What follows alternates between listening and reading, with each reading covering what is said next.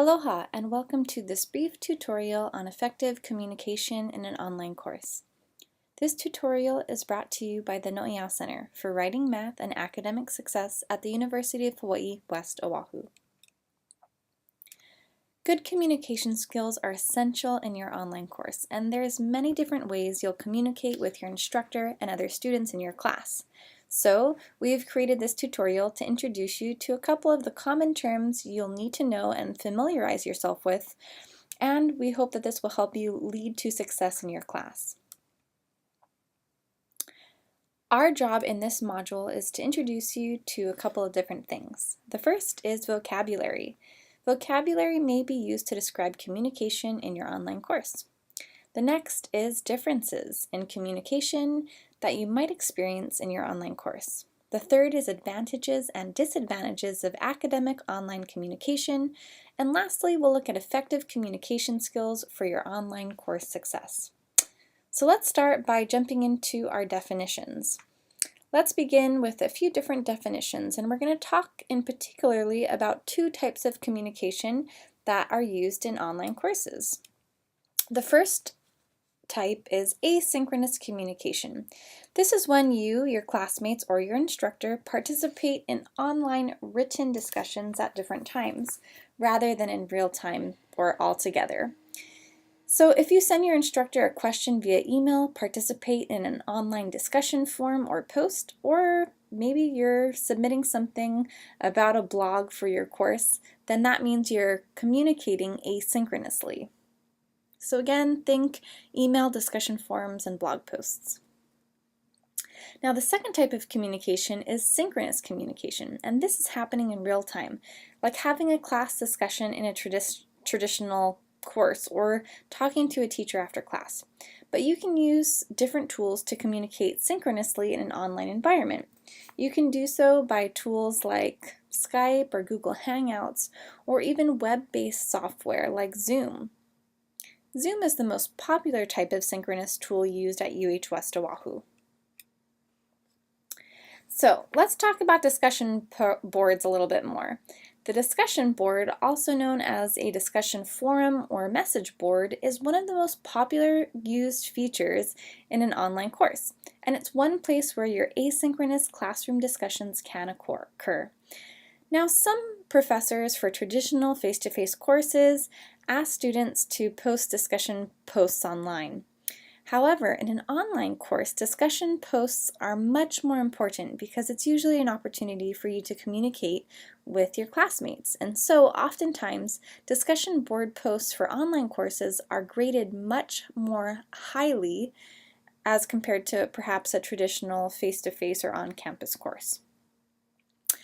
Now, oftentimes in discussion boards, your instructor may post the first message or prompt and ask students to reply to their initial post, or they may choose to allow students to post a topic or thread and engage the class in an online conversation that way. I think both methods are equally efficient for online courses, and so it's going to vary in your professors or your online courses kind of their concept or their requirements for online discussions.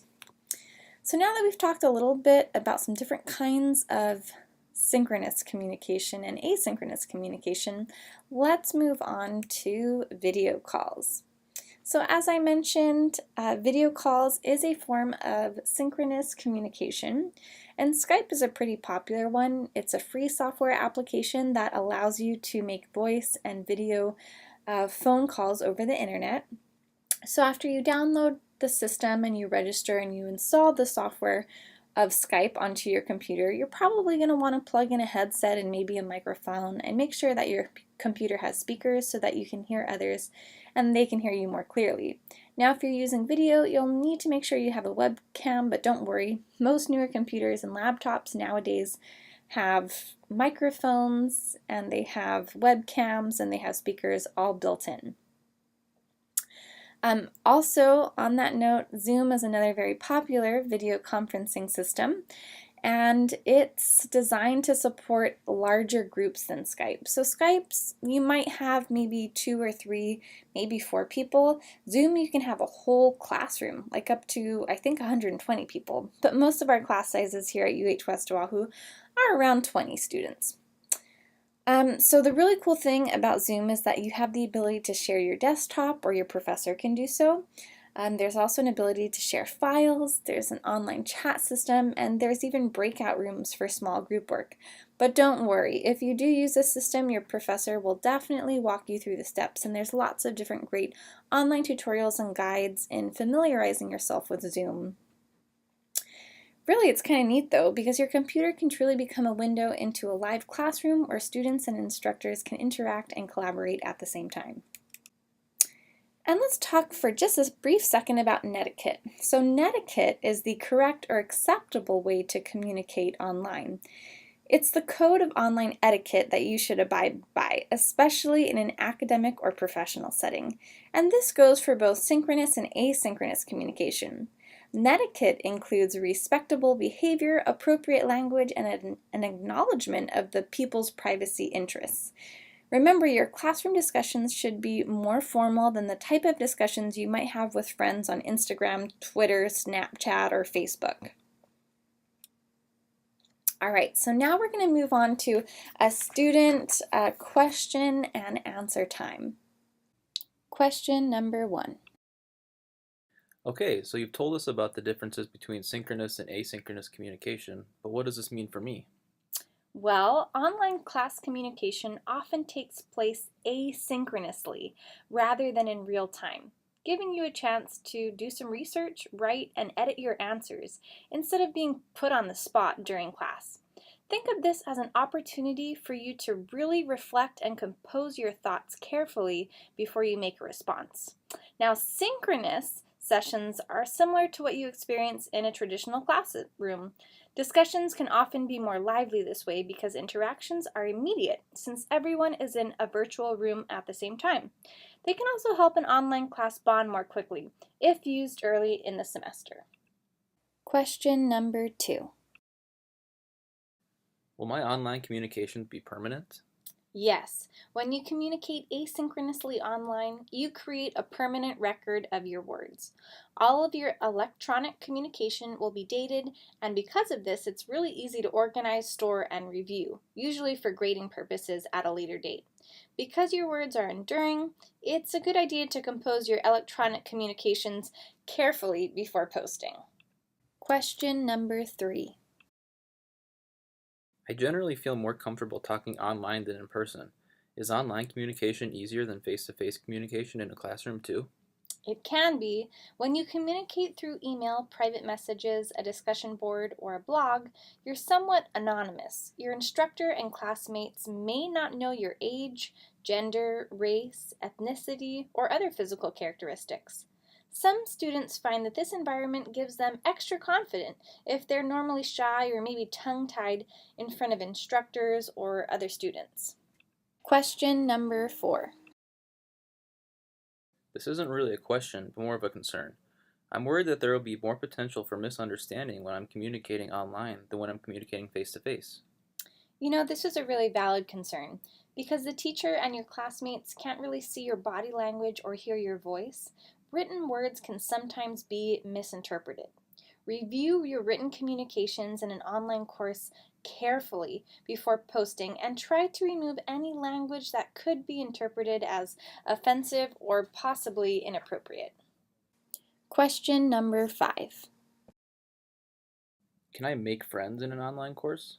Absolutely. If you're normally reserved in front of other people, an online environment can make it feel like you can express your ideas more freely. Discussion boards and blogs often create a real sense of community as you respond to your instructors and other students' posts, and they respond to yours. In an online course, everyone has a chance and is expected to speak. Question number 6. I get that email and discussion boards will be important, but will any of my online course communication be synchronous? I thought that I'd be able to do all of my online work on my own schedule. So it really depends on the course, but it is likely. Many online instructors use online chat, Skype and video conferencing tools like Zoom or Blackboard Collaborate, or even WebEx, but at UH West Oahu we often use Zoom. In any case, it will also provide you a nice contrast to the asynchronous communication you'll be doing in your course because it presents an opportunity to be more interactive.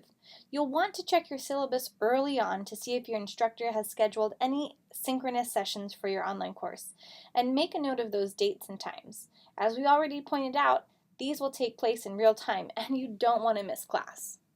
Question number 7. Can you give me some tips for writing effectively in an online educational environment? I don't want to get started on the wrong foot. Sure. If you can already write well, then you're at an advantage already in an online course. Effective writing is an essential part to your success, but we do have some more suggestions that you should find helpful. Number 1 is to always proofread your writing for spelling, grammar, or punctuation errors. A really great free online resource for proofreading is a site called Grammarly. Definitely check it out. Another tip is to keep your posts concise. Long-winded discussion posts can often be a little bit overwhelming for students. Keeping your posts clear and concise really helps to hone in your point. Tip number 3 is to avoid any slang or offensive language. And also look for opportunities to collaborate with other students in the course because I guarantee it'll be much more meaningful to you. And lastly, if you've found or notice that you've written a negative comment, try to reframe it in a way that is more conductive for creating discussion. Now, it's totally okay to disagree with someone, but being disagreeable or making personal attacks is not. Question number 8. Okay, so how do I go about writing a respectful and respectable discussion post? First, make sure that you read your instructor's directions and follow them carefully. This is the most basic way of showing respect for your instructor and the others in the classroom. Second, take your time before you respond. When your online instructor posts topical questions to a discussion board, he or she is requesting your informed response. So, make sure to take your time to do some research and write a thoughtful post based on your understanding of the question.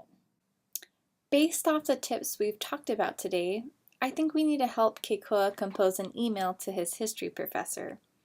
Now, just in the last section, we reviewed terms that we introduced you to earlier in our tutorial, and one of those terms was netiquette. And this has extended to include email etiquette, a particularly important part of taking almost any class in today's day, and whether that's online or face-to-face. Just as a reminder, netiquette is the correct or acceptable code of conduct for communicating online. So here's your challenge. Based on the tip we've talked about today, help Keikoa compose an email to his history professor about asking if or when the midterm will take place. At each step, you're going to be presented with 2 choices of sentences or phrases. Simply select the choice you think is best. Number 1, the salutation. A. Dear Professor Kennedy. B. Hi. So, the correct answer is, you guessed it, A. When addressing your teacher, include a title such as professor or instructor, unless they ask you to address them otherwise.